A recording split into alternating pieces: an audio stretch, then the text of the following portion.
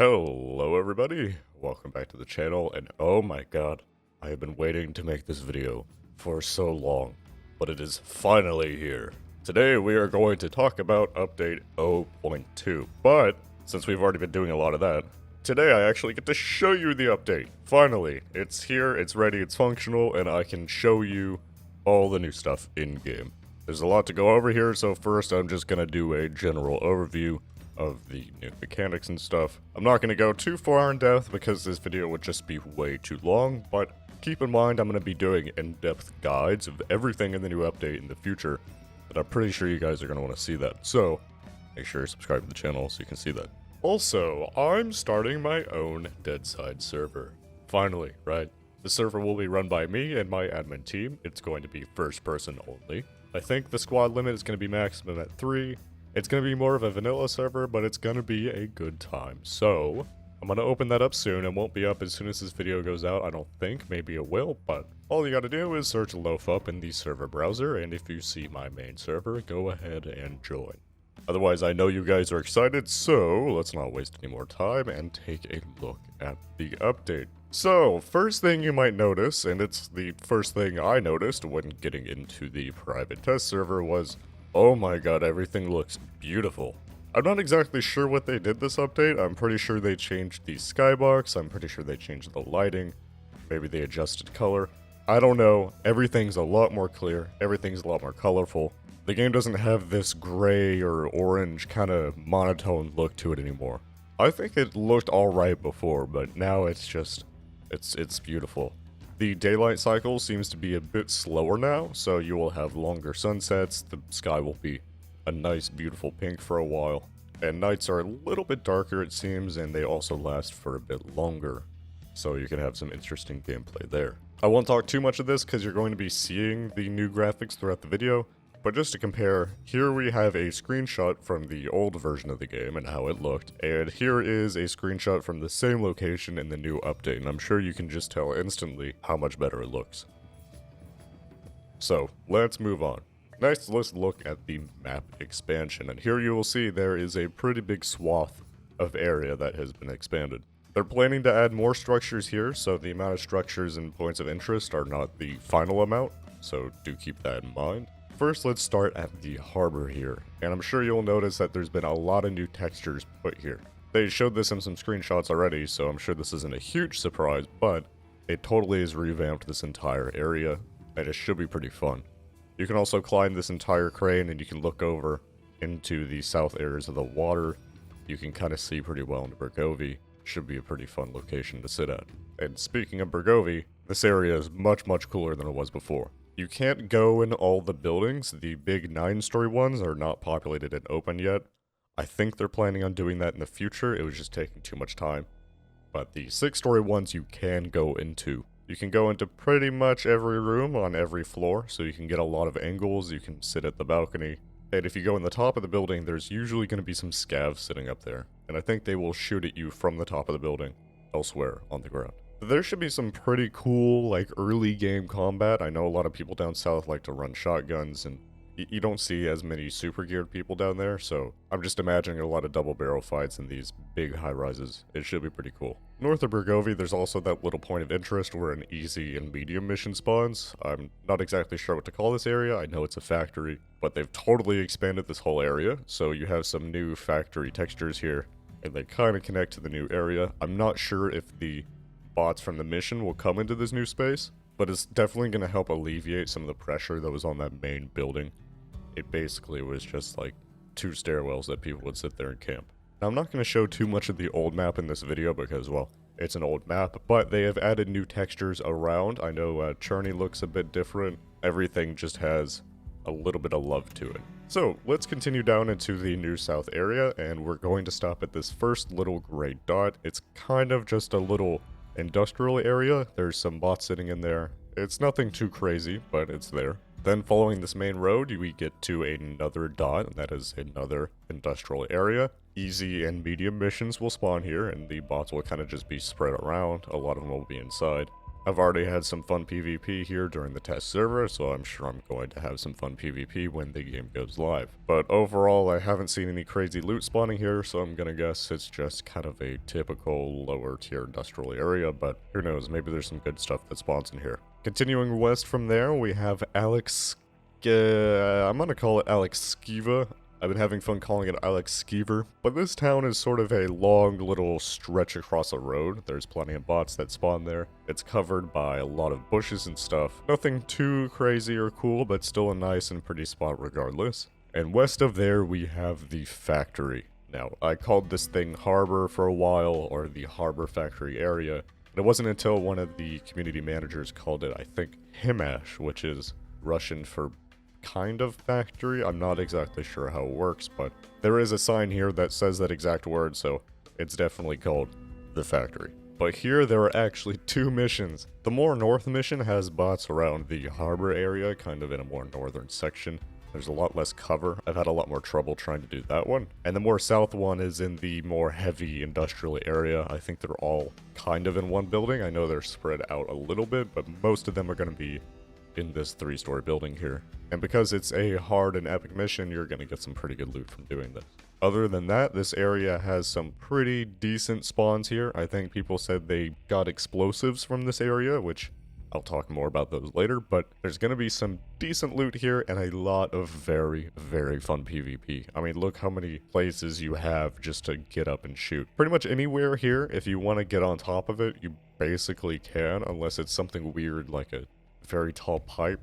But almost everything here you can either walk up a stair or climb up to, which is super cool. Next, let's go down south a little bit more into the super south military base. That's right, it's a military base. There is no new bunker in this update, which might be disappointing to some people, but the devs are still planning to put a new bunker somewhere in this new south area. It just is not in this update. But we do have a new military base, which is pretty cool, and I'm pretty sure the bunker guards, or at least some of that type of AI, spawn here. I could be wrong. There's definitely a lot of military bots that spawn down here. There is a hard or epic mission that spawns here. A lot of these outer fences you simply cannot climb, so the entrances are going to be some serious choke points. Bots will spawn on top of these little concrete towers and will shoot at you from pretty far away.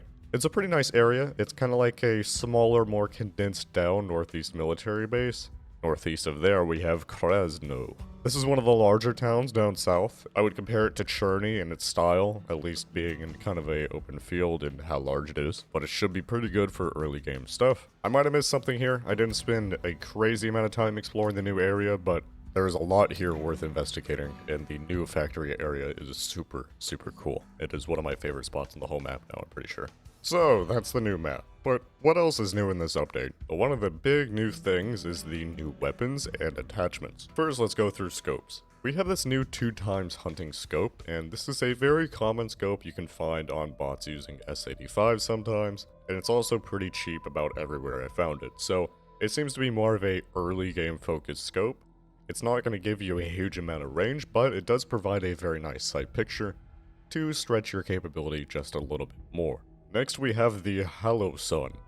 I guess this is a play on words for Hollow Sun, but this is a scope that is another 2x, maybe 1x. I don't think it's 2x. It definitely magnifies. It's not a red dot, but I guess it technically is a red dot because that's what it is, but whatever, you get the idea. It's a magnified scope, but not very much.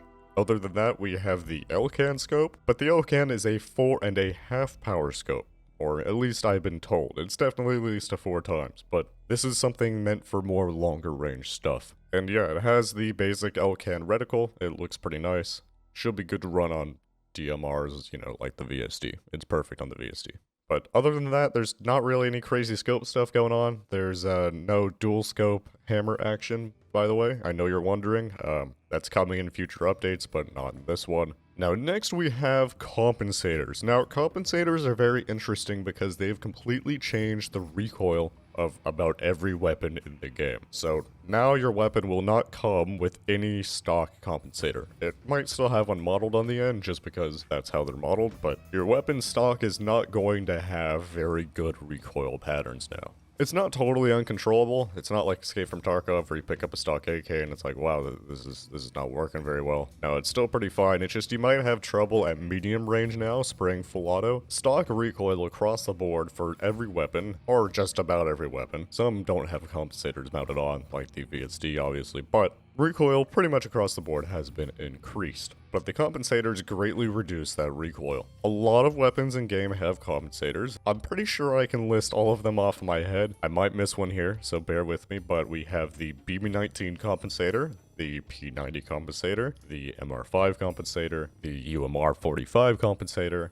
and then we have the 545s, 556, and 762s. Now the 545, 556, and 762 by 39 compensators all have different tiers of compensators. So you have your 762 M1, 762 M2, and 762 M3, same with 556 and 545. So we have all these compensators. Well, what's the difference? And it's kind of obvious once you throw it on, but the higher the number, the better it performs. So the M1 maybe won't make all that much of a difference. It definitely helps. You will definitely notice that it's there, but the M3 will make the most amount of difference, and it seriously changes how you can use the weapon in some cases. I wouldn't say they're super OP because the M3s are also pretty rare. You can't buy the M2 or M3 compensators anywhere, flat out. You just can't buy them at the traders. At least that's the way it was in the test server. The only place you can really find them is in the Convoy case, which, again, I'm going to cover Convoys later, but they're pretty rare. So it's kind of okay that they make this huge of a difference because most people are just not going to be running these, and if they are, they're going to have, you know, full heavy assault and also very good guns. And let's be honest, the recoil was already pretty low, and the M3s are not all that much better than the stock recoil that we had before. And some weapons just have more recoil now, like the P90 has more recoil. Oh, and as for the other compensators that aren't M3s, the M1s can be bought from the Wandering Trader. Some of them can. I don't think the P90 one can, and maybe some others. But compensators aren't the only muzzle devices we're going to have this update, and we also have suppressors. So there's only a few guns that can have suppressors in this update, and they're all pistols. And I know that might be disappointing to some people, but the assault rifle suppressors are coming in the future. They're planned, they just aren't ready yet. But in the meantime, we have these pistol suppressors. So we have a suppressor for the M9 Beretta, we have a suppressor for the C1911, and we have a suppressor for the 5.7. Or F57, whatever you want to call it. Here I will let you hear what these beautiful suppressors sound like, and they sound like this. Yeah, I mean, they sound alright. I'm personally not a big fan of them. I think they sound a little bit goofy, but they don't sound bad, which is good. And they really do function well. They're very quiet. I haven't done too much testing, but it seems like 30 to 50 meters, your gunshots are basically just gone. So you can use these suppressed pistols to quietly take out groups of scabs without anybody knowing, or even secretly take somebody out in the back of the head. So that's most of the weapon stuff in this update. Next, let's take a look at the convoy missions. They spawn pretty rarely around the map, and these convoys are scary. So it's basically a group of bots. I don't know exactly how many, but I feel like it's at least 6 or 7, usually sometimes even more. This is a very, very challenging event. Probably the most challenging one we have so far. These new bots will be wearing the new clothing items, so the new Gorka, the new helmet, sometimes glasses, or the new balaclavas. And there is one scav. One big man. There is a boss in these convoys. And it's not just one bot that has more gear. This bot has its AI turned up to what I think is probably the maximum. He also has some uniquely skinned items, but these look super cool, and I'm sure these aren't the only ones the boss can spawn with. I'm sure there's more. There's also 2 types of boss, so the first boss is the one that's going to be wearing the full heavy assault and also usually using an MG36. The other boss will be wearing a ghillie suit, and this is the only way I'm pretty sure that you can get a ghillie suit is from killing this guy and taking it off him. But this ghillie suit boss has a VSD, and he will use that VSD to great effect. So once you've killed all of the bots in the convoy, they will drop a little orange case that you can just walk up and press F on. Once you press F, you literally pick up the box, so it's an item in your inventory. And once you walk away a little bit, or I think a certain amount of time passes, the entire server will be notified that you, and you specifically, have picked up a case. It will say your name has picked up a case. And it will mark your area on the map in this little yellow circle. But the way to open this case is at any trader, so one of the wandering traders or the safe zone trader. So generally the idea is to grab the case and run as fast as you can to the trader. But the challenge is, everybody knows that's exactly what you're about to do. And what's inside the case is a bunch of attachments, so usually suppressors, scopes, and muzzle devices. But I'm really excited for these convoy missions. I think they're going to be very fun to fight people in. It's going to be a very dynamic thing, and it's going to be very, very challenging for just about everybody involved. Next we have raiding. So, there's a lot of new base mechanics that come with this update. One of the new features is that now you can add multiple players to your base. So other people are going to be able to put their crates in your base and to help you build. You also might notice that now you can physically see what other people are about to place in the world. So once you have a base, you also now have to worry about getting raided. Sometimes when you're killed, you will drop a raid token, and you will get a message when you drop one. From that point, anybody can pick up that raid token, and if some enemy player picks up that token and right-clicks it, they can start a raid on your base. So how does raiding actually work? Well, you're going to need these explosive charges. The main ingredients you need, though, are the explosives, and you'll notice it takes 4 of them to actually create a charge. You can find these explosives in high-tier military areas, so like bunker or military base. I'm not sure if you can get them from mission rewards or not. I'll have to do more testing on that. Again, I'm making a guide on everything, so you'll see later in the channel, but it's not going to be very easy to get a bunch of these. Once you have the charges, though, all you need to do is put it on a wall and simply blow it up. That's pretty simple. That's all there is to it for raiding. But the challenge is you have to do that while being shot at by the defenders, and that's kind of the cool part of this online-only raiding system. Now, there is a little bit of bad news for this update. There are some things that did get cut, and the big thing is the Steam terminal. So, the Steam terminal is the thing that's going to be used to transfer skins and stuff, and it's a completely cosmetic system. But because they wanted to get the update out as soon as possible, they cut the completely cosmetic system, and this includes the new skin system as well. So, I know it sucks, but at the same time, now we have the update earlier, and because it's integrated with Steam, who knows how long it was going to take to get in the game. Now, one of the biggest parts of this update is also kind of the least interesting, but I feel like it also is why it's taken so long. This update runs so well, at least for me. I don't know about you guys, but Deadside before this update used to use like 90% of my GPU all the time, no matter what. Like, I turn down the graphics settings and go down to, 80%, right? And I have a 2080 Super. I have a pretty beefy GPU in there. It's not a bad GPU, right? And it runs a lot better. So now, for me, running at the max settings on Deadside, it will now use about half of my GPU and maybe 60% while recording, which also uses a big chunk of my GPU. Everybody that was in the private test team recorded much better performance in the game. Everything seems to run a lot more smooth. I haven't noticed very much stuttering or really any at all. You might see some in this video, and that's because the actual test server is hosted in the EU and I'm in Texas, so there's a bit of a ping issue there, so there's some ping teleports going on. But that's not anything to do with actual game performance, and the game runs very well. So if you were worried that because of all the new stuff like graphics and all the big areas was going to make it so that the game ran worse than before, that's not going to happen. This game is either going to run just as good or better than it did before. And you can probably see in this video that the game looks better and runs better than it did before, which is very, very good news. Just want to say huge thanks to the Deadside community manager team for getting me in this private test server. I had a lot of fun helping out. I'm really happy I got to help out and make a difference to improve this update. I hope in the future I can continue to do that. And you know what? I think we did some good work. And you know what? I think we did some good work in that private server. I know some of you are asking why they did a private server, and I got some clips so I can actually show you the kind of things we were finding and fixing. For example, I found a little exploit where you can put tripwires through the doors of somebody's base. And you can place up to, I think, 4 tripwires, so you can pretty much kill somebody if they ran into their base. So, you know, you're welcome that you can't do that. There was also a bug with the audio and animations of weapons, so I think this should kind of speak for itself. But yeah, small things like finding little animation loops or broken ladders for them to fix. And the main thing is that they wanted people who could communicate well and fast so they can fix things as soon as possible. So when they open up to the public, they will have the best experience possible. Also, thank you for watching.